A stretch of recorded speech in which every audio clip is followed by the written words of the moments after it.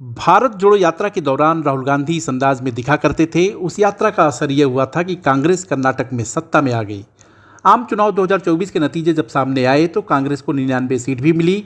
खास बात यह है कि देश के सबसे बड़े सूबे यूपी में कांग्रेस को अपनी जमीन तैयार करने का मौका मिल गया। अब बात जब यूपी की हो रही है तो उस शख्सियत का जिक्र करेंगे जिसने 2019 में राहुल गांधी को पटखनी दी थी। राहुल गांधी को पटखनी देने वाली कोई और नहीं बल्कि स्मृति ईरानी थी। और अमेठी से, जो कि राहुल गांधी की पारंपरिक सीट मानी जाती रही है, वहाँ से हरा पाना जो है अपने आप में एक अनोखी बात थी, बड़ी बात थी। स्मृति ईरानी इस समय लोकसभा की सांसद नहीं है क्योंकि अमेठी से राहुल गांधी परिवार के बेहद करीबी किशोरी लाल शर्मा ने मात दे दी थी। स्मृति ईरानी बीजेपी के उन नेताओं में शामिल रही हैं जो राहुल गांधी की कटु आलोचना करती थीं, राहुल गांधी की हरकतों को बचकाना बताती थीं।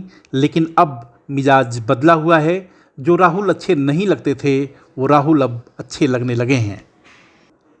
स्मृति ईरानी कहती हैं कि कुछ सीटों पर जीत मिलने के बाद राहुल गांधी के हौसले बुलंद हैं। अब वो नए अंदाज में जनता और वोटर्स को लुभा रहे हैं। वो जिस तरह के कपड़े पहनते हैं, समाज के एक सेक्शन से खुद को कनेक्ट कर रहे हैं। वो बिना संदर्भ बात करते हैं लेकिन उसके पीछे मकसद होता है। इसके साथ ही संभलते हुए कहती हैं कि राहुल गांधी को हल्के में नहीं लिया जा सकता है। मसलन राहुल गांधी के एक खास कमेंट का वो जिक्र करके आगे अपनी बात कहती हैं। तो पहले आप ये सुनिए कि राहुल गांधी ने क्या कहा था। जनता से ऑर्डर आ गया है, प्रधानमंत्री जी को यह बात एक्सेप्ट कर देनी चाहिए और ऑर्डर लागू कर देना चाहिए, और अगर नहीं करेंगे तो फिर दूसरे प्रधानमंत्री करेंगे। मैं यहां क्लियरली कहना चाहता हूं, जाति जनगणना से सिर्फ आबादी पता लगेगी। वो बहुत जरूरी कदम है क्योंकि भागीदारी से पहले आबादी के बारे में पता होना पड़ेगा, क्योंकि भागीदारी तक हम बिना आबादी के तो पहुंच ही नहीं सकते। मगर आबादी लास्ट कदम नहीं है। मेरा विजन है कि हिंदुस्तान में धन किस प्रकार से बांटा जा रहा है, ओबीसी के हाथ में कितना है, दलितों के हाथ में कितना है, पहली बात। दूसरी बात, हिंदुस्तान के जो इंस्टीट्यूशंस हैं, ब्यूरोक्रेसी हो, जुडिशरी हो, मीडिया हो, इसमें इन लोगों की कितनी भागीदारी। आप लिख लो, अगर कोई सोचे कि जाति जनगणना को रोका जा सकता है, मैं आपको बता रहा हूं वो सपने में। ये होगा ही होगा, इसको रोका नहीं जा सकता है। ना जाति जनगणना रुकेगा, ना सोशो इकोनॉमिक सर्वे रुकेगा, ना इंस्टीट्यूशनल सर्वे रुकेगा, ना 50% का बैरियर रहेगा, क्योंकि हिंदुस्तान की जनता ने ये मन बना लिया है, ऑर्डर आ गया है जनता। राहुल गांधी के इस बयान पर स्मृति कहती हैं कि वो बड़ी चालाकी से मिस इंडिया में आरक्षण का जिक्र करते हैं, जबकि उन्हें पता है कि यहाँ आरक्षण नहीं होता। वो जाति गणना की बात तो करते हैं लेकिन कर्नाटक के बारे में कुछ नहीं कहते जहां उनकी खुद की सरकार है।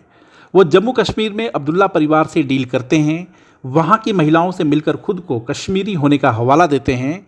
दरअसल राहुल गांधी का राजनीतिक कौशल अब सामने नजर आ रहा है और इसे हम हल्के में नहीं ले सकते और हल्के में लिया भी नहीं जा सकता है।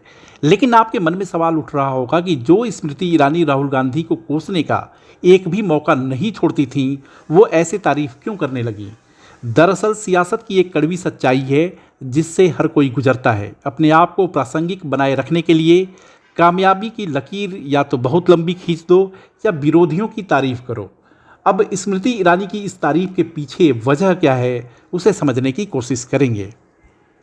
सियासत में हर दिन एक जैसा नहीं होता। साल 2024 में स्मृति दूसरी बार जीत की तैयारी में जुटी थी।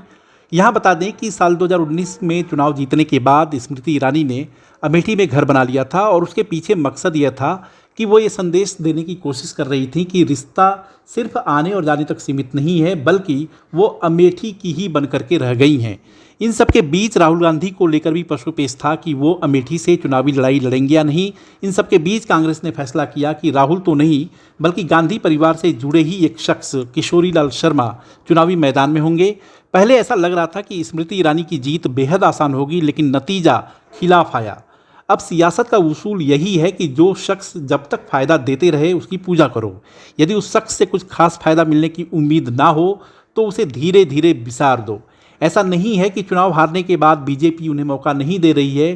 प्रेस कॉन्फ्रेंस के जरिए वो पार्टी की बात लोगों तक पहुंचाती हैं, लेकिन खबरों के केंद्र में बने रहने के लिए सिर्फ वही काफ़ी नहीं है। सियासत में अब अभिव्यक्ति की आज़ादी हर किसी को है और इस आज़ादी से सियासी समंदर में हलचल मचा संदेश शीर्ष नेतृत्व तक पहुंचाया जा सकता है। वीडियो को लाइक, शेयर और सब्सक्राइब करें और इसके साथ कमेंट भी ज़रूर करें। देखते रहिए इंडिया अड्डा।